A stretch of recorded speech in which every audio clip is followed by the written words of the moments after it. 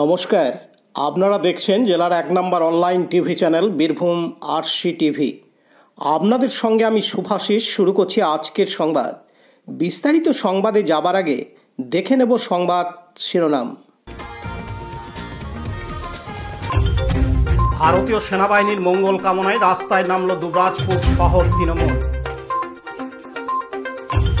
PHE কর্মীদের deputation প্রদান PHE দপ্তরে। অবৈধভাবে কয়লা পাচার রুখল খয়রাসোল থানার পুলিশ।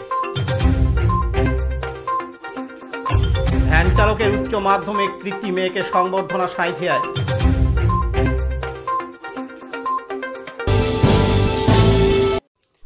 ভারতীয় সেনাবাহিনীর মঙ্গল কামনায় রাস্তায় নামল দুবরাজপুর শহর তৃণমূল কংগ্রেস। আজ মঙ্গলবার 13ই মে ভারতীয়দের উপর পাকিস্তানের মদতে যেভাবে জঙ্গি হামলা চলছে, যা প্রতিহত করছে ভারতীয় সেনা। আমাদের সুরক্ষা দেওয়ার জন্য ভারতীয় সেনারা প্রাণ বলিদান দিচ্ছেন। ভারতীয় সেনার সমর্থক আমরা সমগ্র ভারতবাসী এক হয়ে আছি বলে জানালেন দুবরাজপুর শহর তৃণমূল কংগ্রেস। এদিন দুবরাজপুর পৌর এলাকার থানামোড় বাস স্ট্যান্ডে জাতীয় পতাকা ও ওআরএস বিলি করে দুবরাজপুর শহর তৃণমূল কংগ্রেস। পথ চলতি মানুষ, বাস যাত্রী, গাড়ি চালক সব প্রত্যেকের হাতে এদিন জাতীয় পতাকা ও ওআরএস তুলে দেওয়া হয়।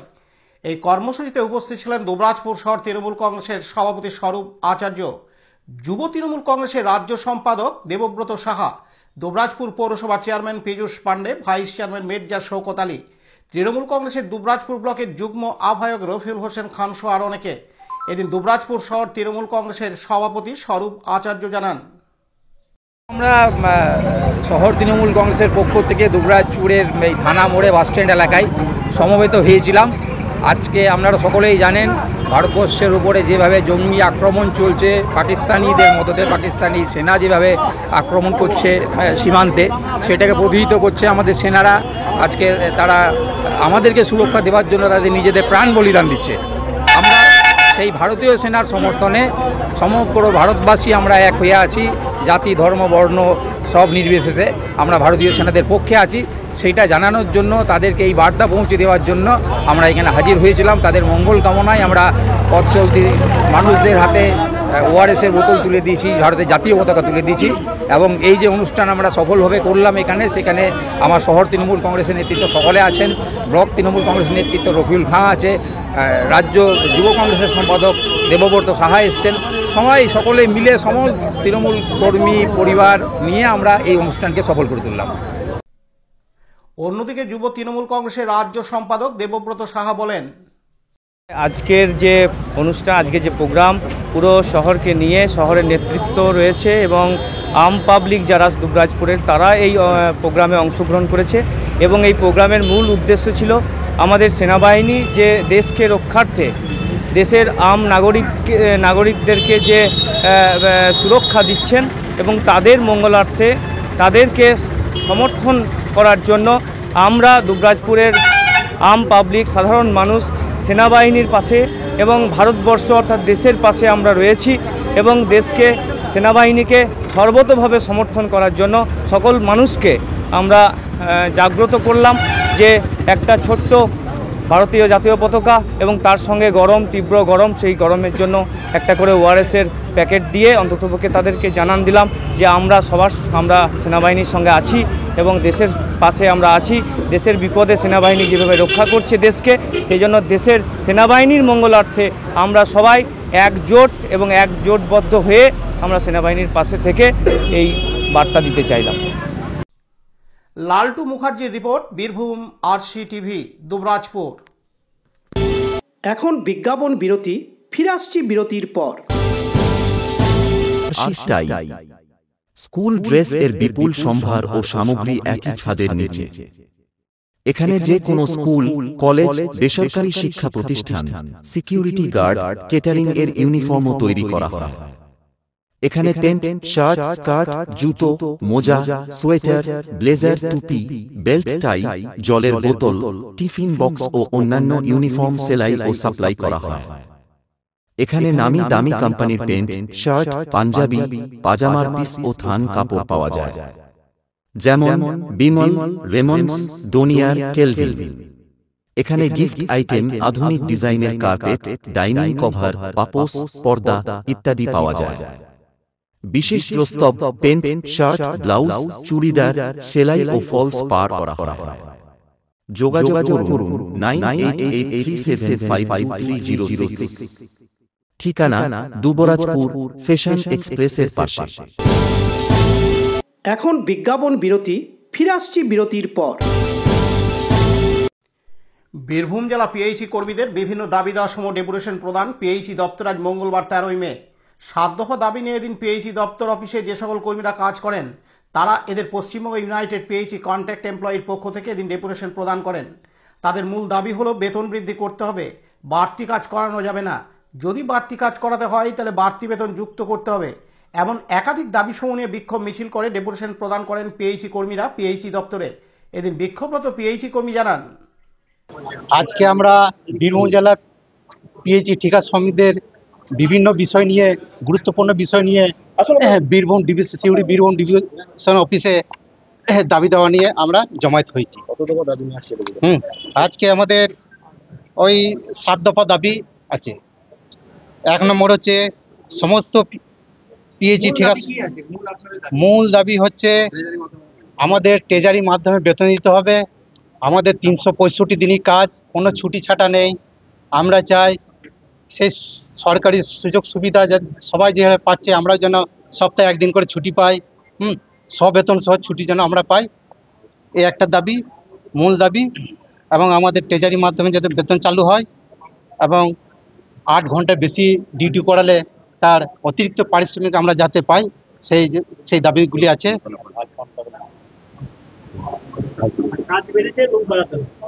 আর বীরভূম জেলাতে জল জীবন মিশনে যে হারে কাজ হচ্ছে, লাইন বাড়ছে কিন্তু লোক বাড়ছে না। 10 কিলোমিটার 20 কিলোমিটার যে লাইনগুলো বাড়ছে, লোক না দেওয়ার ফলে বিভিন্ন পাম্প অপারেটরগুলোকে তুলে নিয়ে সবাইকে বলা হচ্ছে যে তোমরা এই কাজ করার সাথে সাথে আরও 10 কিলোমিটার 5 কিলোমিটার যে কাজ করতে হবে। সেইগুলো খুব সমস্যার ব্যাপার। এই বিষয়গুলো নিয়ে সাহেবের কাছে আমাদের দাবিগুলো আছে। আজকে আমরা সিউড়ি পিএইচই ডিভিশন অফিসে এসেছি। আমরা হচ্ছে বীরভূম জেলা পিএইচই শ্রমিক সংগঠন। আমরা হচ্ছে বিভিন্ন PHE pump operator, valve operator শ্রমিক সংগঠন। বীরভূম জেলায় আমরা গোটা 400-500 শ্রমিক আছে। আমার নাম সঞ্জয় গুপ্ত। পার্থ দাসের রিপোর্ট, বীরভূম RCTV সিউড়ি। এখন বিজ্ঞাপন বিরতি, ফিরে আসছি বিরতির পর। সব থেকে ভালো চিকিৎসা সবচেয়ে কম খরচে, সবচেয়ে কম খরচে। সব থেকে ভালো চিকিৎসা সবচেয়ে কম খরচে, সবচেয়ে কম খরচে। বিশ্বমানের স্বাস্থ্য পরিষেবা মিলবে দিনে রাতে, বিশ্বমানের স্বাস্থ্য পরিষেবা মিলবে দিনে রাতে। মণি মহেশ হসপিটাল, মণি মহেশ হসপিটাল, মণি মহেশ হসপিটাল, মণি মহেশ হসপিটাল। মণি মহেশ হসপিটাল, দুবরাজপুর। ফিরে এলাম বিরতির পর। চলছে অবৈধভাবে রমরমিয়ে কয়লা ও বালি পাচার। তাই প্রতিনিয়ত অবৈধভাবে কয়লা বালি পাচার করার সময় পুলিশের হাতে ধরা পড়ছে। কখনো ট্রাক্টর তো কখনো মোষের গাড়ি করে কয়লা পাচারের খবর পাওয়া যায়। সেরূপ গতকাল সোমবার 12ই মে অবৈধ কয়লা ভর্তি 6টি মোষের গাড়ি সহ প্রায় 35 থেকে 40 কুইন্টাল অবৈধ কয়লা বাজেয়াপ্ত করে খয়রাশোল থানার পুলিশ। যদিও পুলিশের গন্ধ পেয়ে পাচারকারীরা গা ঢাকা দেয়। জানা যায় যে খয়রাশোল থানার পাইগড়া সংলগ্ন দুবরাজপুর থানার সীমানা লাগোয়া এলাকা থেকে এদিন সন্ধ্যা নাগাদ গাড়িগুলি আটক করে খয়রাশোল থানায় আনা হয়। বিপিন পাল ও শেখ রিয়াজউদ্দিনের রিপোর্ট, বীরভূম RCTV খয়রাশোল। এখন বিজ্ঞাপন বিরতি, ফিরে আসছি বিরতির পর।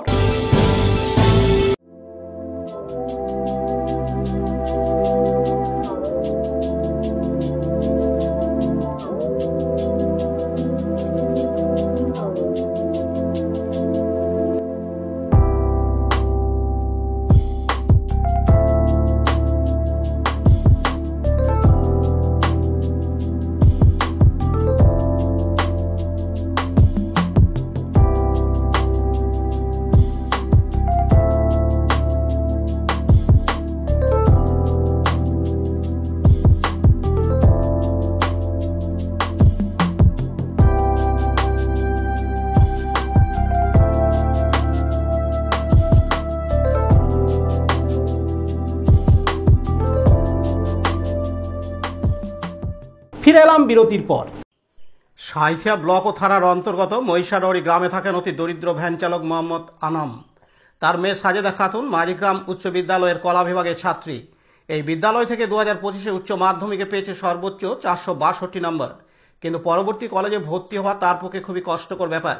এমত অবস্থায় তার পাশে এসে দাঁড়ালো Mahishadahari universal helping hand welfare society. গতকাল সোমবার 12 মে বিকেলে হেল্পিং হ্যান্ডের তরফ থেকে সাজেদা খাতুনকে সংবর্ধনা জানানো হয়। এদিন উপস্থিত ছিলেন হেল্পিং হ্যান্ডের সম্পাদক মোহাম্মদ সাফিউর রহমান, মেরাজুল, মোহাম্মদ ফিরোজ, মানোয়ার হোসেন প্রমুখ। বাকি সদস্যরা জানান, আমরা আমাদের সামর্থ্য মতো সাজেদা ও তার পরিবারের পাশে আছি এবং তার পড়াশোনার জন্য যা কিছু দরকার আমরা ব্যবস্থা করার চেষ্টা করব। এদিন হেল্পিং হ্যান্ডের সম্পাদক মোহাম্মদ সাফিউর রহমান জানান, তো মেয়ের সম্পর্কে 2-4 কথা, যে পড়াশোনা সম্পর্কে যে কিভাবে কষ্ট করে হয় 2-4 কথা বলো। শরীর হয়, শরীর ভ্যান চালাও, হ্যাঁ, প্রতিদিনই যেতে হয়। হ্যাঁ। তো আবার আরেকবার বলছি যে পেশায় ভ্যান চালক, দিনমজুর, মানে প্রতিদিনই ভ্যান নিয়ে বেরিয়ে যায়। তো তার বাড়ি থেকে একটা এভাবে যে একটা রেজাল্ট 462 অর্থাৎ 92 সামথিং। তো আমাদের এই জন্য আসা উৎসাহ প্রদান করা, মানুষকে উৎসাহ প্রদান করা, মানুষ যাতে এগিয়ে যেতে পারে। সমাজের প্রত্যেকটা শ্রেণীরই মানুষের অধিকার তার শিক্ষাগত অর্জন করা, কারণ শিক্ষা জাতি মেরুদণ্ড, শিক্ষাই একটা সমাজকে পরিবর্তন করতে পারে। তাই আজ আসা সাজেদা খাতুনকে হেল্পিং হ্যান্ডের তরফে সম্বোধনা জানানো, তাকে দেওয়া হলো একটা সার্টিফিকেট, একটা ডায়েরি, একটা পেন, একটা উত্তরীয় এবং কিছু আর্থিক সহায়তা, সাথে একটা ভিডিও বার্তা যে এনাকে যেভাবে পারবেন সহযোগিতা হাত বাড়িয়ে দিবেন। কোন পথে যাবে, সাজেদা শিক্ষকতা করতে চায় বড় হয়ে, তার মানসিক ইচ্ছা দরকার, তার সাথে যেটা না হলেই নয় আর্থিক সহায়তা।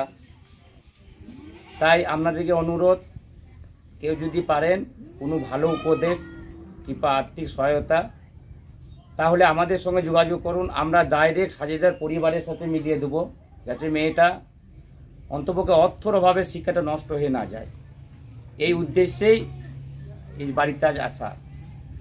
তো পতিত পাবন বৈরাগের রিপোর্ট, বীরভূম RCTV সাঁইথিয়া। আজকের সংবাদ এই পর্যন্ত। পরবর্তী সংবাদের জন্য চোখ রাখুন বীরভূম RCTVর পর্দায়। নমস্কার।